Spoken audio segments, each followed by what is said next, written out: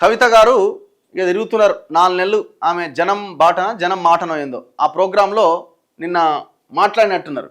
కేసీఆర్ బీఆర్ఎస్ను అంశాల వారీగానే విమర్శిస్తా, వారు కాదనుకున్నాకనే నేను రాజీనామా చేసిన. ఎవరు?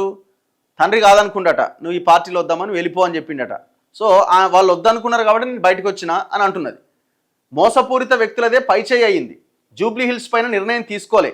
బీజేపీ ఎంపీలు రాజీనామా చేస్తే బీసీ బిల్లు అదే వస్తుంది. ఎమ్మెల్సీ కవిత. కొంతమంది కారణంగానే కేసీఆర్కు చెడ్డ పేరు వస్తుంది. బీఆర్ఎస్ను కేసీఆర్ను అంశాల వారీగా మాత్రమే విమర్శిస్తా అని ఎమ్మెల్సీ తెలంగాణ జాగృతి అధ్యక్షురాలు కల్వకుంట్ల కవిత స్పష్టం చేశారు.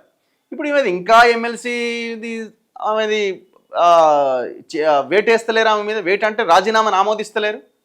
ఆమె రాజీనామా చేసింది సింగిల్ లైన్లో, నేను నా ఎమ్మెల్సీ పదవికి రాజీనామా చేస్తున్నాను అని సింగిల్ లైన్లో ఏ రకంగా అయితే రాజీనామా చేయాలనో అదే రకంగా రాజీనామా ఆమోదించే విధంగానే ఆమె లెటర్ ఉన్నది. మరి ఎందుకో మండలి చైర్మన్ గుత్తా సుఖేందర్ రెడ్డి గారు ఆమె ఎమ్మెల్సీని ఇంతవరకు ఇచ్చేస్తలేడు. ఎవరు ఆపుతున్నారు మరి? బీఆర్ఎస్ నుంచి ఎమ్మెల్యేలు ఎందుకు బయటకు వచ్చారో తనకు తెలియదని, ఆ సమయంలో తాను జైల్లో ఉన్నాను. తాను బీఆర్ఎస్లో ఉన్నప్పుడు ఎవరైనా ఎమ్మెల్యేలు అసంతృప్తితో ఉంటే వారితో మాట్లాడేదాన్ని, వారిని పార్టీలోనే ఉంచే ప్రయత్నం చేసిన విషయాన్ని కూడా గుర్తు చేశారు. తన విషయంలో పార్టీ ఏకపక్ష నిర్ణయం తీసుకుంది. అసలు తాను బయటకు రావాలని అనుకోలే. నిజామాబాద్లో జనంబాట కార్యక్రమంలో భాగంగా 2వ రోజు ఆదివారం ఒక హోటల్లో ఆమె మీడియాతో మాట్లాడారు.